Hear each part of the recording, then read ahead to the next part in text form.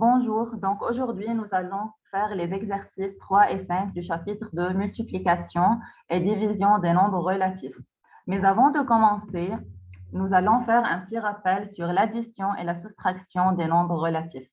Donc pour additionner ou soustraire deux nombres relatifs, il faut suivre les étapes suivantes. D'abord, il faut éliminer les parenthèses et puis distinguer deux cas.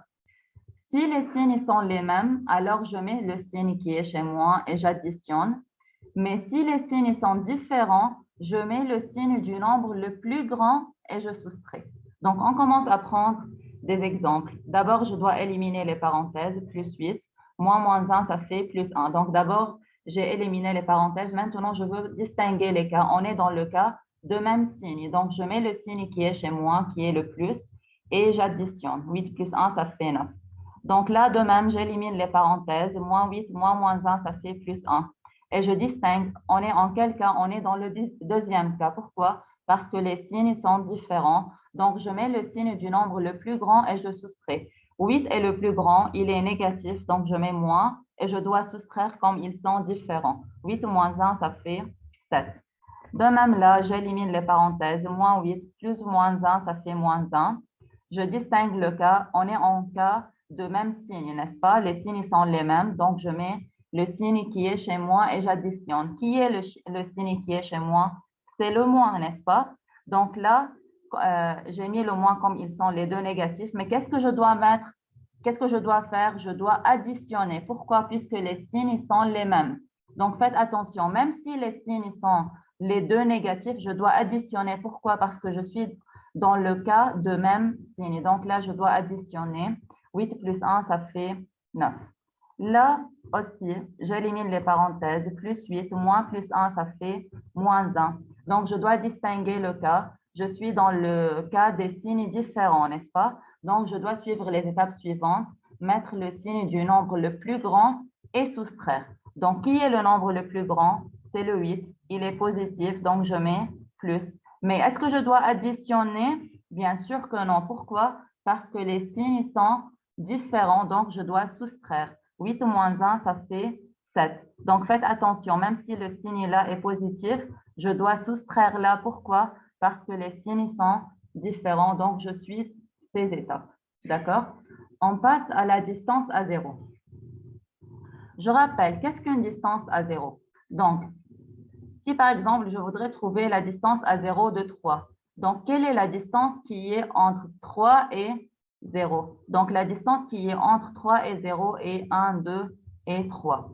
De même, pour trouver la distance à 0 de moins 3, c'est-à-dire je suis en train de trouver la distance qui est entre moins 3 et 0 et qui est 1, 2, 3 aussi. Donc, la distance entre moins 3 et 0 est égale à la distance qui est entre 0 et 3. Donc, dans les deux cas, j'ai trouvé une distance qui est sans signe, n'est-ce pas? Donc, la distance à 0 d'un nombre relatif et les nombres sans son signe.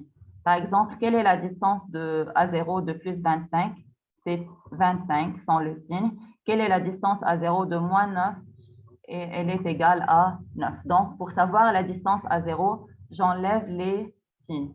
D'accord? On passe à la multiplication des nombres relatifs. Donc, la multiplication et la division des nombres relatifs sont plus faciles que l'addition et la soustraction. Là, je ne dois pas distinguer des cas, comme dans le cas d'addition et de soustraction. Donc, d'abord, pour multiplier les nombres relatifs, d'abord, il faut multiplier les signes et puis multiplier les distances à 0. D'accord? Donc, quand vous savez plus fois plus, ça fait plus. Moins fois moins, ça fait plus. Pourquoi? Puisqu'ils sont les mêmes signes. Là, plus fois moins, ça fait moins et moins fois plus, ça fait moins. Pourquoi? Puisqu'ils sont de signes contraires. Donc, le produit de deux signes identiques est égal à plus et le produit de deux signes différents est égal à moins. Donc, après avoir multiplié les signes, on multiplie les distances à 0. Donc, maintenant, on prend les exemples qui sont là. Plus 5 fois moins 5, je commence à multiplier les signes. Plus fois moins, ça fait moins comme ils sont différents. 5 fois 5, ça fait 25, n'est-ce pas? Je multiplie les distances à 0, c'est-à-dire les nombres qui sont sans signe. De même, moins 3 fois moins 5, moins fois moins, ça fait plus. Pourquoi? Puisqu'ils sont les mêmes. Moins fois moins, ça fait plus, n'est-ce pas? Et 3 fois 5, ça fait 15. De même, au cas de division. Donc, pour le cas de division aussi, si les signes sont les mêmes, alors leur division est plus. Et si les signes sont différents, alors leur division est négative. Donc, pour diviser deux nombres relatifs, je divise leurs signes et puis je divise leur distance à 0. Prenons comme exemple plus 5 divisé par moins 5. D'abord, je commence par diviser les signes. Plus divisé par moins, ça fait moins. Et 5 divisé par 5, ça fait 1. De même, moins 15 divisé par moins 5. Moins divisé par moins, ça fait plus. Et 15 divisé par 5, ça fait 3, n'est-ce pas? Donc, commençons à faire l'exercice 3. Donc, qu'est-ce qu'il demande de l'exercice 3? Il demande d'écrire sous forme d'un nombre décimal. On commence à faire la partie 1. Moins 7 divisé par 5. Donc, pour trouver moins 7 divisé par 5,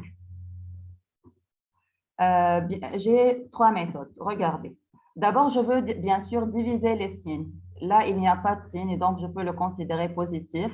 Moins divisé par plus, ça fait moins, n'est-ce pas? Donc, maintenant, je veux trouver la réponse de quoi? De 7 divisé par 5. Mais comment peut-on trouver 7 divisé par 5? Je veux la faire de plusieurs méthodes. D'abord, 7 divisé par 5, je peux multiplier par 2 pour obtenir un 10 en bas. Donc, 7 fois 2, ça fait 14. 14 divisé par 5 fois 2, ça fait 10. Donc, 14 divisé par 10, pour savoir 14 divisé par 10, je sais que je dois déplacer la virgule une fois à gauche. Donc, la réponse est 1,4. Donc, je peux mettre là 1,4, n'est-ce pas? Ou bien, je peux faire la division euclidienne. Par exemple, on divise 7 divisé par 5. Pour savoir 7 divisé par 5, on peut faire la division euclidienne. 7 divisé par 5, 1. 1 fois 5, 5. Donc 2. 2 divisé par 5, je ne peux plus. Donc, j'ajoute un 0 et je mets une virgule là. 20 divisé par 5, 4. 4 fois 5, ça fait 20. Et la division, c'est terminé. Donc, 7 divisé par 5, ça fait 1,4, n'est-ce pas? Et pour la troisième méthode, si vous vous rappelez, je vous ai dit que pour diviser par 5, 7 divisé par 5, je vous ai déjà expliqué que pour diviser par 5, je peux multiplier par 2 et puis diviser par, puis déplacer la virgule une fois à gauche comme on a fait, comme on vient de faire là. Donc, par exemple, pour diviser par 5, je commence d'abord à multiplier 7 par 2, ça fait 14. Puis, je déplace la virgule une fois à gauche, donc elle sera là et le résultat est 1,4. Donc, vous pouvez choisir la méthode que vous voulez pour diviser par 5. Donc, on a su maintenant diviser 7 par 5. Maintenant, 1 divisé par moins 2, d'accord? 1 divisé par moins 2, bien sûr, on doit commencer à diviser les signes, n'est-ce pas? Là, c'est plus, comme il n'y a rien, alors c'est plus. Plus divisé par moins, ça fait moins. Et on sait déjà que 1 sur 2 est égal à 0,5, donc c'est facile. Là, 0 divisé par moins 3. On sait que 0 divisé par n'importe quel nombre est égal à 0, donc c'est facile. Là, moins 13 divisé par 10. Donc, je mets le moins, puisque moins divisé par plus, ça fait moins. 13 divisé par 10, je déplace la virgule une fois à gauche et ça sera 1,3, n'est-ce pas? Maintenant, pour moins 6 divisé par 25. Donc, qu'est-ce que je dois faire? Je divise d'abord les signes, puis les distances à 0. Moins divisé par plus, moins. Maintenant, je veux savoir 6 divisé par 25, ça fait quoi? Donc, remarquez, je peux faire la division euclidienne de 6 par 25. Je peux la faire. Ou bien, je peux faire une méthode qui est plus facile en multipliant par 4. Pourquoi? Parce que 25 fois 4, ça fait 100, n'est-ce pas? 6 fois 4, ça fait 24. Donc là, comme il y a 2 zéros, alors je dois déplacer la virgule 2 fois à gauche. Je sais que 24 est égal à 24,0. En déplaçant la virgule 2 fois à gauche, je trouve le résultat est égal à 0,24, n'est-ce pas? Maintenant, 3 divisé par 4, donc c'est un nombre positif, je n'ai pas de signe, donc je peux ne pas mettre le signe. 3 car on sait qu'il est égal à 0,75, n'est-ce pas? Pour ceux qui ne savent pas, peuvent mettre la division euclidienne 3 par 4, n'est-ce pas? Maintenant, moins 8 divisé par 20. Moins 8 divisé par 20, de même.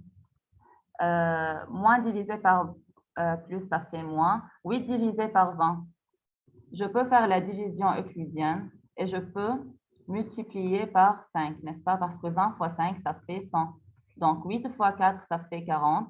Et 20 fois 5, ça fait 100. Donc, je dois déplacer la virgule 2 fois à gauche et j'obtiens la réponse 0,40 ou bien 0,4 puisque le 0 à la fin est inutile, n'est-ce pas? Donc, je peux le barrer, n'est-ce pas? Et finalement, 1 divisé par moins 8. 1 divisé par moins 8. Donc là, je peux faire la division euclidienne. Plus divisé par moins, ça fait moins. 1 divisé par 8, d'accord? Est-ce que je peux diviser 1 par 8? Bien sûr que non, donc je mets 0, et je mets un 0 là. 10 divisé par 8, il y a un seul 8 dans le 10, donc c'est 1. 1 fois 8, ça fait 8, donc 2. 20 divisé par 8, je rajoute un 0 là. 20 divisé par 8, ça fait quoi? Ça fait 2. Donc, la réponse est 16, n'est-ce pas? Donc, 20 moins 16, ça fait 4. Et je rajoute un 0. 40 divisé par 8, ça fait 5. 5 fois 8, ça fait 40. Et la division euclidienne, c'est terminé. Donc, la réponse est égale à 0,125, n'est-ce pas? Donc, comme ça, on a terminé l'exercice 3. Maintenant, avant de faire l'exercice 5, on va voir la priorité de calcul. C'est-à-dire, si j'ai une suite d'opérations, si j'ai plusieurs opérations à faire, alors il faut commencer par quoi d'abord? D'abord, on commence par les parenthèses, d'accord? Puis par les multiplications et les divisions. Alors, si j'ai une multiplication et une division, alors par quelle opération je dois commencer? Je commence de gauche à droite. Donc, je commence par l'opération qui vient avant, d'accord? Et finalement, je fais les additions et les soustractions, d'accord? On commence à faire l'exercice 5. Donc, regardez, partie 1, 4 fois 5 plus 6, d'accord? Donc, remarquez là, j'ai plusieurs opérations, j'ai fois et j'ai des parenthèses. Donc, bien sûr, je dois commencer par quoi? Par les parenthèses. Je les souligne et je recopie tout ce qui reste. 4 fois, je la recopie et j'effectue cette opération. 5 plus 6, ça fait 11. Donc, il me reste un seul nombre, donc je peux me débarrasser des parenthèses. 4 fois 11, ça fait 44. D'accord? On passe à la partie 2. 4 fois moins 5 plus 6, n'est-ce pas? Par quelle opération doit-on commencer? Bien sûr, comme on a dit, il y a une multiplication et des parenthèses, donc il faut commencer par les parenthèses. Les autres, on les recopie. Je souligne l'opération par laquelle je commence et je recopie les autres, d'accord? Moins 5 plus 6. Donc là, c'est le cas d'une addition. Donc, je dois distinguer le cas. Pour distinguer le cas, j'ai les signes qui sont différents, n'est-ce pas? Donc, je mets le signe du nombre le plus grand. Qui est le plus grand? 6. Il est positif, donc je mets plus. Et comme ils sont différents, je soustrais. 6 moins 5, ça fait 1, n'est-ce pas? Donc, 4 fois plus 1, plus fois plus, ça fait plus. Et 4 fois 1, ça fait 4, n'est-ce pas? Donc, pour multiplier, d'abord, je multiplie les signes. Plus fois plus, ça fait plus. Et puis, je multiplie les distances à 0. 4 fois 1, ça fait 4, n'est-ce pas? On passe à la troisième partie. 6 fois moins 5,5 plus 6. D'accord? De même, on commence par les parenthèses et on les souligne et on recopie les autres. 6 fois, on les recopie. Là, je dois commencer par les parenthèses. Ils sont de signes contraires, donc je mets le signe du nombre le plus grand. Qui est le plus grand? C'est le 6. Il est positif, je mets son signe. Et comme ils sont de signes différents, alors je dois soustraire. 6 moins 5,5, ça fait 0,5. On sait que le fait de multiplier par 0,5 est la même que le fait de diviser par 2. Donc, 6 fois 0,5 est égal à la moitié de 6, c'est-à-dire à 3. Pour ceux qui ne savent pas cette méthode, 6 fois 0,5, donc je multiplie sans les virgules. 6 fois 5, ça fait 30. Et puis, je dois mettre un seul chiffre après la virgule là. Donc, je mets la virgule là, donc c'est 3,0 et j'ai trouvé la même réponse. On passe à la partie 4. 6 divisé par moins 5,5 plus 6. D'accord? Donc, on vient de la faire. D'abord, j'ai division et parenthèse. Je commence par les parenthèses. 16 divisé par 0,5. Donc, 6 divisé par 0,5. Donc, le fait de diviser par 0,5, c'est la même chose que multiplier par 12, n'est-ce pas? Multiplier par 2. Donc, 6 fois 2, ça fait 12. Pour ceux qui ne savent pas cette méthode, je suis en train de diviser 6 par 0,5. D'accord? Donc, je peux multiplier par 10 en haut et en bas pour me débarrasser de la virgule, comme elle me gêne, n'est-ce pas? Donc, je multiplie par 10 en haut et en bas, donc ça sera 60 divisé par 5. Et 60 divisé par 5 est égal à 12.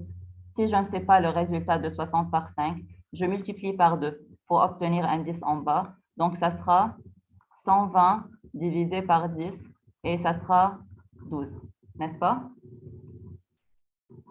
On passe à la partie suivante, partie 5. Moins 5 divisé par 5,1 moins 6,1. De même, je commence par les parenthèses, je les souligne et je recopie les autres. Là, je distingue le cas. Je suis dans le cas des signes opposés. Là, il n'y a pas de signe, donc c'est plus. Plus et moins, donc je dois mettre le signe du nombre le plus grand. 6,1 est plus grand, son signe est négatif, donc je mets moins. Et comme ils sont différents de signes, donc je soustrais 6,1 moins 5,1 est égal à 1. Maintenant, pour diviser deux nombres relatifs, je divise d'abord leur signe. Moins divisé par moins, ça fait plus. Et 5 divisé par 1, ça fait 5. Donc, on passe à la partie 6. 5 divisé par 7,2 moins 7. De même, on commence par les parenthèses, je les souligne et je recopie les autres. 7,2 moins 7. Donc, c'est 0,2, n'est-ce pas?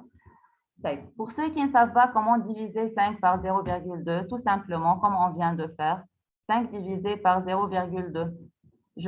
Comme la virgule me gêne, je multiplie par 10 pour me débarrasser de la virgule, n'est-ce pas? Donc, j'obtiens 50 divisé par 2, pardon. 0,2 fois 10, ça fait 2.